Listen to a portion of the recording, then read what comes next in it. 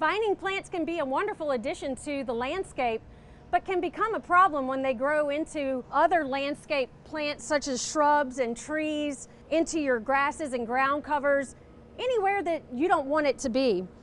This Virginia creeper here, you can see, is growing into this azalea and can cause problems later on. We plant things like wisteria, that is a beautiful vining plant that blooms in the spring, but once it gets close to other plants in the landscape, can become a problem and choke things out.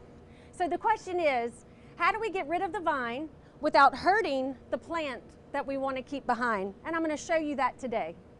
All right, so we're ready to take this vine out. You want to start with some fine pointed trimmers to make your cut. Make sure you're wearing gloves just for safety.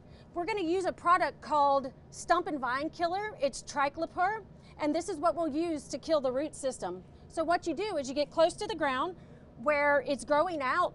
You want to make a cut. Now that we've made our cut, we can use our triclopyr, brush the product right onto the cut that we made on the stem. All right, so this will translocate down to the roots and kill the roots. And the rest of the vine, because it's been disconnected from the roots, will go ahead and die, and you can go ahead and just pull these down. For Get It Growing, this is Heather Kirk-Ballard with the LSU AgCenter.